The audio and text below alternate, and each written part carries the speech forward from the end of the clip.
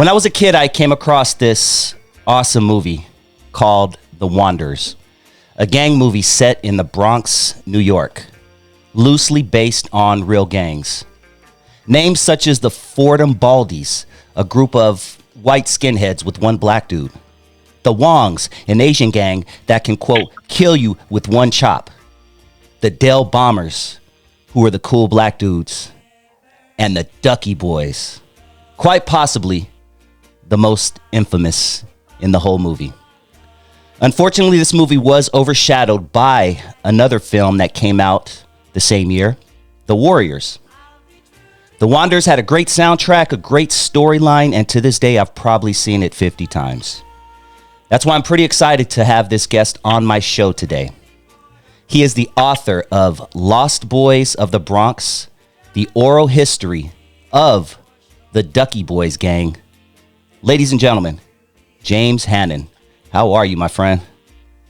I'm doing well. Thank you for having me on the show. Yeah, most definitely. I really appreciate you joining me, and most importantly, I appreciate you putting together this book. I had to buy one for me and one for my little brother, who was also a huge fan growing up, and I haven't got a chance to dig into it because I wanted to talk with you first, but as soon as we're finished, I'm gonna jump into this book and see what it has to offer. But before we even get into the book, The Ducky Boys, I want to talk a little bit about you and where you came from and how you got to where you are today. So let's take it all the way back. Where did you grow up? I grew up in the Bronx. I grew up very close to Fordham Road, which is actually why the whole Wanderers appealed to me. The scene with the Fordham Baldies was 6 blocks away from my house. Mm. I mean, that pizza shop, I've eaten at that pizza shop. Great. But it was, it's a, so when I was a kid, so this movie came out in 79, right? Mm-hmm. Well, I was 12. And it was funny, like my brother used to work at Dollar Savings Bank. And Dollar Savings Bank is right around the corner from where that whole scene is. And he was telling me, oh, they're filming this movie there. And they're closing off all the streets and they're putting old cars on the street. And he was totally into like the whole 50s scene. And it was the coolest thing. And then it happened, didn't think much of it. Then it came out. And I couldn't see it because it was an R-rated movie. And I was 12 years old. Damn. So I actually didn't see the movie until I was 18, believe it or not. But anyways, that's where I grew. That's the area I grew up, right in that, right, that area where they run down the alleyway. Oh yeah. You pass that going to my house. Okay. Leave the kid alone. I'm gonna be quoting all throughout this interview, dude. Oh my God, I'm a nerd. I'm gonna be doing that nerd shit. Sorry. if you love the Wanderers, it's fine with me because I do the exact same thing. Nice. But so now I grew up on 196th Street, which is close. Going through the whole book process.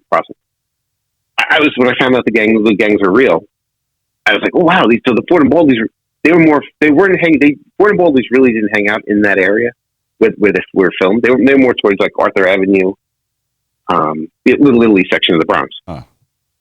Right? I didn't know that, but I thought and found out they were real. And while looking at them as they were real gangs, I found out the Ducky Boys are real. In searching for the Ducky Boys, I found out that two of the founding members lived 300 feet away from my building growing up. Damn. So I would go to their house to trick or treat when I was a kid. It kind of blew my mind. Nice. And then living that close to Ducky Boys is why this book got written. Because the Fordham Baldies didn't want anything to do with me. Did you pursue the Fordham Baldies first? Of course, because they were the ones I knew were real. I didn't realize the Ducky Boys are actually real. Gotcha. But I got quite a few contacts, and none of them wanted to do me. I grew up Irish in that area, and the Ducky Boy, and the Fordham Baldies were mostly Italian gang. So these guys are back when I was doing it, they were in their 70s, and it was the whole Italian, America, no, keep quiet. No one talks about nothing. So even though I lived close to it, I was still an outsider to the neighborhood. So they didn't want to talk to me. They thought I was ready to put them in jail. 50 years after everything happened. So were the Fordham Baldies, to the best of your knowledge, obviously, in your research, were they portrayed? Did they look like the way they did in the movie? Bald heads. Do you know anything about the black dude? I'm curious how he. I don't know anything about the black dude Clinton. No, that was Clinton Stitch's cousin. I forgot his name. That's right. He was Clinton's cousin. That's right. Were they? So did they really have bald heads? Were they kin to skinheads or anything? No, and it's weird that the Fordham Baldies, they weren't named because they didn't shave their heads. They were they all had that like 50s greaser look, and they had a leather jacket. And again, this is going back 10 years for me for writing the book. But it's going back even further. The stories they were told why the Fordham Baldies were called it was because of an Italian guy named Garibaldi. There's also again, I wrote this book 10 years ago, so some of the details aren't as exact as I remember them. I just talked to him when I wrote this, but there was a Garibaldi was one of the reasons why they ended it. But the other reason I've heard is that they were into the bald eagles, and that was on their leather jackets. Oh shit! Okay. Now, those are the two reasons I've heard from real people. I mean, again, they shave the head so the hair doesn't get in their eyes when they fight. It's a completely different thing. Yeah. Yeah. But yeah, but they were real. Okay. They basically they were some tough dudes. What I really think they were is I think they were the predecessor to joining the mob, like the actual mafia. Because a lot of the guys actually did go into the mob, which is, I guess, why a lot of them don't want to talk to me. Mm-hmm. Makes sense. And but yeah, because I mean, I found so many I found so many like news articles on not so many, but I found plenty of news articles on the Fordham Baldies. Like they would have these gang wars with the Harlem Red Wings, which are I mean, there was like a big.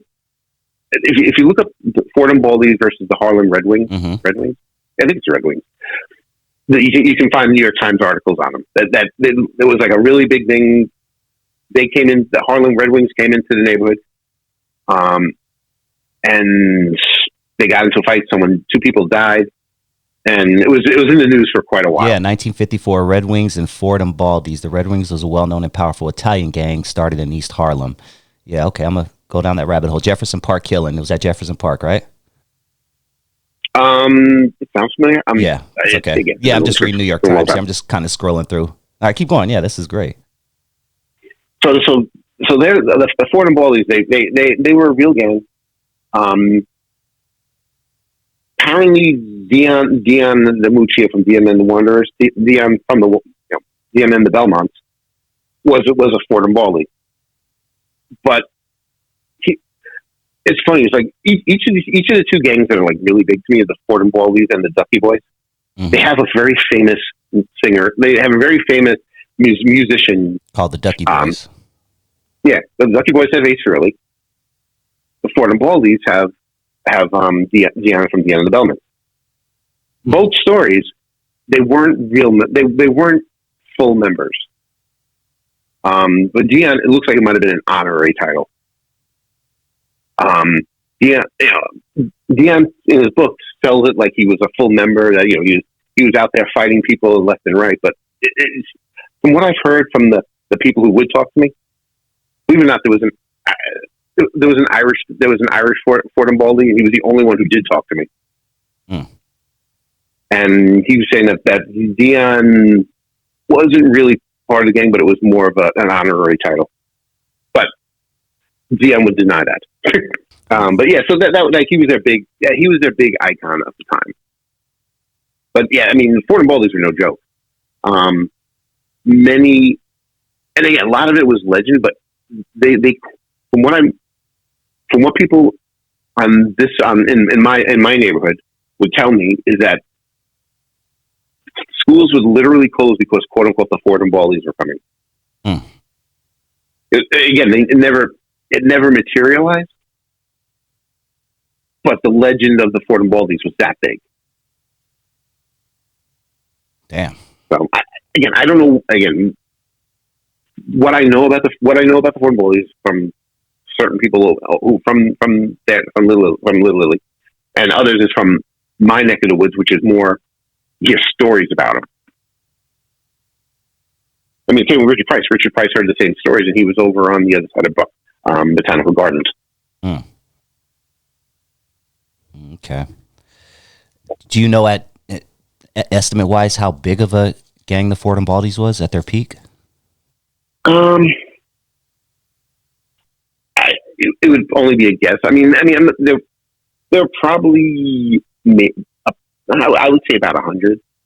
If it's purely a guess. I mean, that might be on the high side, but I don't know how deep it went. Okay. Because they were also their they had like the intro gang. I can't remember the name. That was a Fordham. Oh God, I can't remember the name. It's in the book. I'm 10 years ago I knew this. Yeah, it's all good. But they had like a baby Fordham Baldies type thing. The baby ball. This is like a baby Baldies. Yeah, that's what I'm going to call it for now, just because it's a cute name. But that wasn't what they were called. Okay. And they had a ladies auxiliary. There was like a lot of different. It was organized as kids would organize it. Let's talk about the Ducky Boys. Short, stunted Irish kids, none of them over 5 feet tall. And there were hundreds of them. That's how Richard Price portrayed them in his original book, The Wanderers, which the Wanderers movie was made from. That's actually a true statement. There were a lot of Ducky Boys. I mean, I kept going down rabbit holes, and I probably found over 100 Ducky names that I was trying to reach, and then there were like others that were like satellite members, so they were all over the place. So they were swarms. And it's probably true that they weren't over 5 feet tall. Most of them were like 13 years old. Really? That young, huh? They had a reputation, but they were teenagers. Interesting. They were like, like 13, 14, 15, that age. So they're not your standard gang. The Ducky Boys and the Fordham Baldies are gangs in name only. The Fordham Baldies is a gang. But the Ducky Boys was a gang, but it was a lot of kids. And again, back in the time, every neighborhood had a gang. Why did they call themselves the Ducky Boys? All right, so this is we go into people's memories. When I first interviewed people about Ducky Boys, I had heard that the story was that the original one of the original members got arrested, and he got arrested for doing something, and he wouldn't tell on his friends, and to the point where he kept silent and kept everyone out of trouble. So the Ducky Boys cut off their tongues in honor of that. Right? I got laughed at when I told real Ducky Boys the story. It's not that good, right? It's a great story. I got the person I attributed to was Handsome Dick Manitoba of the punk band The Dictators. Okay. And I met him years later, and he, as soon as he knew who I was, he yelled at me. He's like, "How would you ever attribute that to me?" I was like, and I told him, I was like, this guy told me you told him. But he got so mad at me because he's like, "I never said that." Well, then talk to him. He told you that you said that. So, but Handsome Dick Manitoba is really cool. He's like he's a really hardcore Bronx type, but again, a good guy. But so that was the main story. That was the first story I heard. Then, what else? I heard something about a duck pond. Is that not true? Or there's two versions of that. There's the then it was like, okay, these three young Ducky boys from the founding Ducky boys that lived 300 feet away from my building when I growing up. They were kids. They were 12, 13, and they were at the pond, the duck pond in Bronx Park, which is the borders changed now. So Bronx Park and Botanical Gardens, they used to share a lot more. Like they weren't as established lines, so I don't know where one begins and the other. But anyway, they were in the duck pond with their bikes, and these older kids came, 18-year-olds came, and they started picking on them and threw the bikes into the water. And so one of the big guy's girlfriends got me really annoyed at the big guys for picking on little kids and stopped them from bullying them. And she became the Ducky Queen because so she became the Ducky Queen, and the kids all became the Ducky Boys. Right? Cute story. Also, probably not true. When I told these stories to like one of the Ducky heads, he laughed at me and he basically goes, "No, the reason why we were called the Ducky Boys is because we hung out by the duck pond, and the cop goes, stop, go round up the Ducky kids." Yeah, it was as simple as that. There was this lake on the border of Bronx Park and Botanical Gardens called Twin Lakes. And that's where that was their one of their bases. And there's not a lot of stuff on the Wanderers online, man. I mean, you could barely find interviews. I mean, you could barely find, a lot of things. I wonder why that is, dude. I mean, I know Warriors overshadowed it by a mile, by a long shot, but. Right. Oh, again, unless you're from the Bronx, I mean, Bronx kids really love the Wanderers, obviously. The Warriors is a New York movie. But so it's the Warriors is basically overshadowed everything. Believe it or not, the Lost Boys of the Bronx book, it's gotten. I mean, it's not like I can't quit my day job anytime soon, but it's gotten pretty popular over the years. Like I've heard like Ken Wall's been knows about it. He loves the book. Oh, nice. Tony Gagnos loves the book. What else? Richard, I sent an original copy, the first copy to Richard Price. He gave me my quote for the book, saying, I was like, I read it in one sitting, and then a couple of years later, he invited me to his house to talk about it, which he gave me a signed copy of the original Wonders, which is still one of my favorite moments of my life. Nice, but there isn't a lot on the Wanderers or the Ducky Boys. I mean, even the Ace Frehley book has a small part of it. It has like a small piece because Ace Frehley again was a Ducky boy, so he's claiming that he basically puts that in his book all the time. Nice. So he's enjoying that as well. Like he likes pushing, but there's really not a lot on. I mean, the only reason I knew that the gangs of the Ducky Boys are real is because my brother grew up in that neighborhood, and he's old. He's about 20. He's about 15 years older than me. So he was there during like the Fordham. Like his father knew about the Fordham Baldies, and he would tell me about these stories. What do you know about? Do you know if the Wongs and like the other groups that were mentioned in the movie were they more fictional gangs, or do you know if they actually existed? The other gangs, I can't find much more about the other gangs. The Wongs, I've had a lot of people come up to me with like stories that the Wongs exist. They existed. If I followed up every lead and thought it was true, there would be Wongs in like every neighborhood in the Bronx. I couldn't find any solid evidence that the Wongs existed. The funniest part is that one of the leaders of the Ducky Boys is Chinese. Is Chinese, right? Right. Again, nice guy. He's a gang. He was a gang guy. He was a short dude. Tough as. When you talk to him, when I talked to him on the phone, I didn't know. You wouldn't know he was Chinese. He talked just like a Bronx kid. And he told me that a lot of people thought he was part of the Wongs. So, I when I asked Richard Price about all of this, and he, because I had to know, it's like, well, how did you come? Like, what did you like? And this was after I'd written the book, and I was like, none of these stories match what the real gangs are. He goes, that's because The Wanderers is a work of fiction, and I had artistic license. Like, I'd heard stories about these guys back in the day, and it's funny. Some of the stories he had heard actually happened in different ways. Like the Ducky neighborhood heard about the Fordham Baldies. They were, by the way, totally different eras. The Ducky Boys were in the 60s. The Fordham Baldies were in the 50s. Right? But we had heard, what our neighborhood had heard about the Fordham Baldies, which may or may not have been true, which was, completely exaggerated. That's what other neighborhoods were hearing about the Ducky Boys.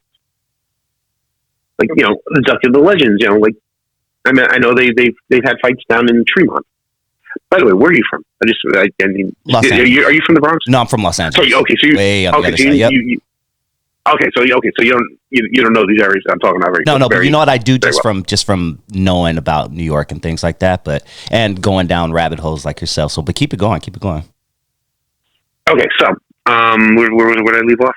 Okay, so he basically said he basically made up a lot of stuff, but a lot of the stuff that he made up kind of had some truth to it. The scene where the Ducky Boys all showed up at the park. Yeah. Okay. Okay. So the scene where Turkey and the Fordham Baldies crashed the Wanderers party. Mm-hmm. Turkey. That happened with, but Tara, right, Roger, where are you guys? I told you. Roger, that's the guy. That's Roger. There you go. Yeah, there we go.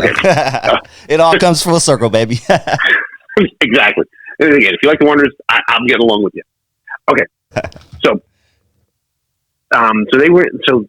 they crashed that party. What happened in real life? One of the Ducky Girls, which again, the Ducky Girls, they were part of the Ducky Boys, but they were the Ducky Girls. They don't get enough respect, but they really were a big part of the Ducky Boys. Right? They were just as tough, and I mean, I've met a few of them, and they kicked my ass. The main Ducky Girl staff for me, because the one who started the ball rolling and got me interviews, got me talking to everyone else. She had a party, and she was dating the Chinese leader of the Ducky Boys at the time, and at the time they'd been fighting. So she invited someone from. She was having a birthday party with a bunch of guys, with a bunch of people from a different area, from the Tremont area, which is south of Fordham Road. Okay.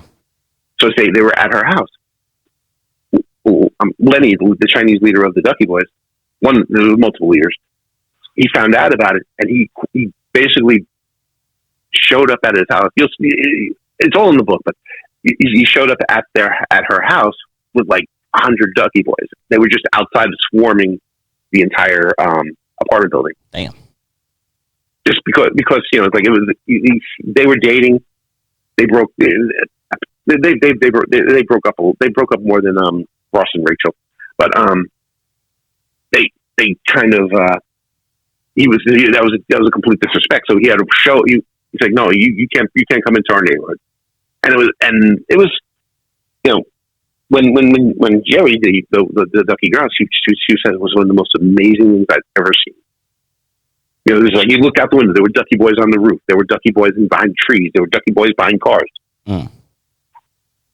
So that when they all swarmed like that, that was kind of partially in the Wander. And again, I have videos on this on my YouTube channel, but where she tells, like, I don't know how he knew this stuff happened. It was too close to the reality for it to be. It was too close to reality for it to be fiction. And see, I don't know how he knows it. And when I asked Richard, he says pure coincidence. Damn. So, but like I said, the Duckies did swarm. Mm. Did they tell you anything about the Ducky Whistle? Oh, the Ducky Whistle is. I have a YouTube video specifically on the Ducky Whistle. So if you want original Ducky Boys. Oh, is that Ducky your Girls, channel? Because that's the only place. Okay, I didn't even know that was you, actually.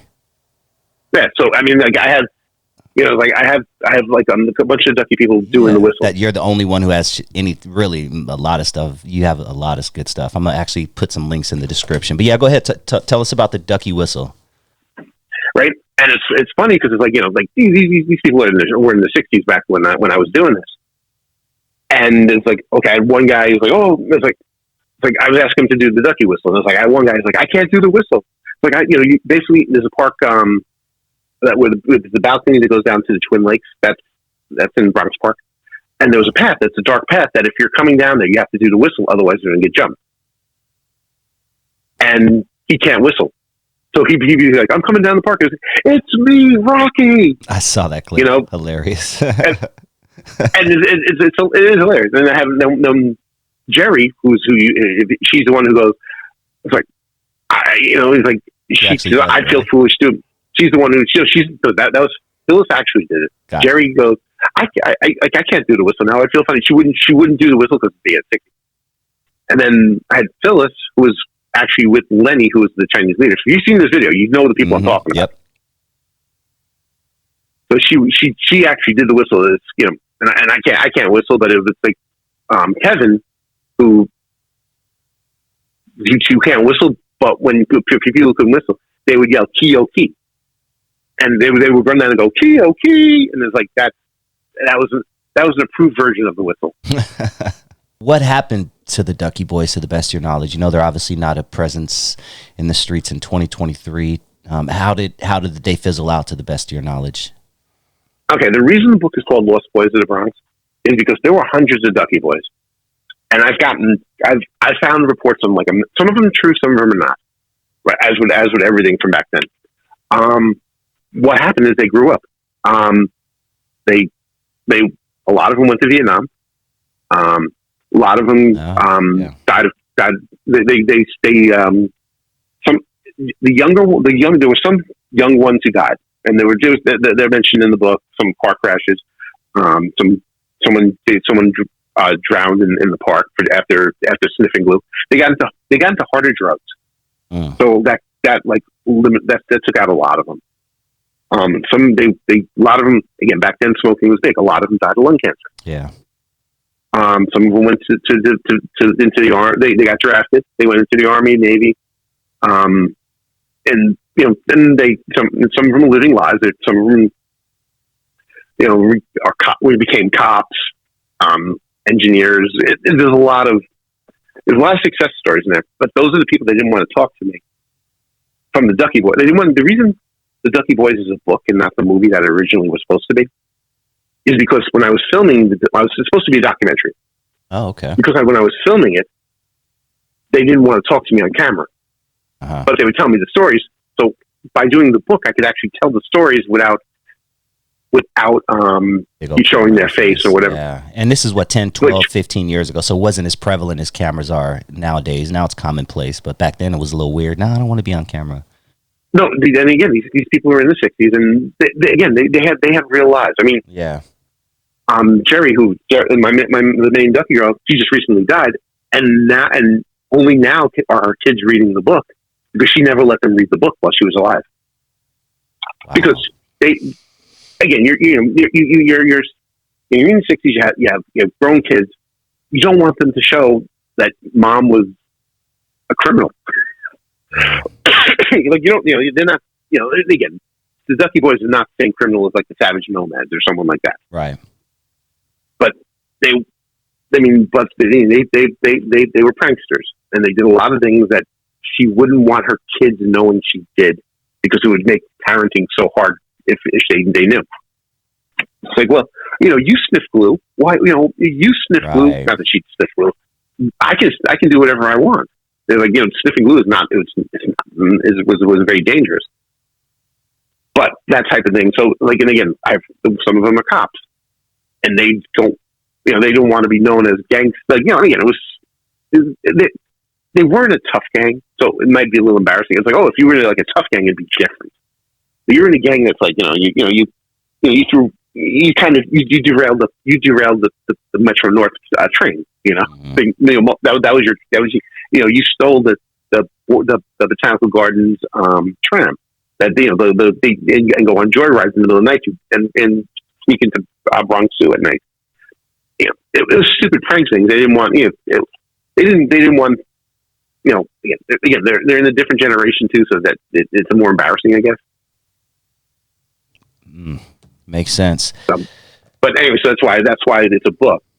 And I forgot what my original point was on that one, but yeah, you were talking about how the Ducky Boys fizzled out and how they ended up, just going right.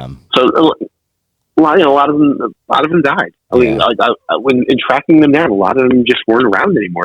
And yeah, it's the 50s. Yeah, that's the whole. Yeah, that's what almost 70 something years ago. Yeah, it was 50. Yeah, now, but yeah, it was less. But it's funny. When I was interviewing Ace Frehley for this, and it was like I remember just like I was funny, because he was like really close to a lot of the key Ducky Boys, and it was like, oh yeah, what happened? Oh, he's dead. This is how he died. What happened to this guy? Oh, he got killed dead to death with a screwdriver. And it was like, what happened to this guy? He had a drug deal go bad and got set on fire. And it's like you realize just like how many people, like if you live that life, it's not going to end well usually. Yeah, man. Dude, thank you so much. So go for it. What were you going to say? Just want to say, like this book. Well, one of the problems I had when this book came out was people like, "Oh, you're glorifying gangs." I said, "No, I'm showing humanity of it. Of that going down this path doesn't always lead to a good thing. It doesn't lead to a good thing. These people were family, and they had this close bond together. But bad things happen to them. So it's like when people say it's glorified gangs. Like, no, not that. It's not that at all. Yeah, it's history, man. And you created history with this, dude.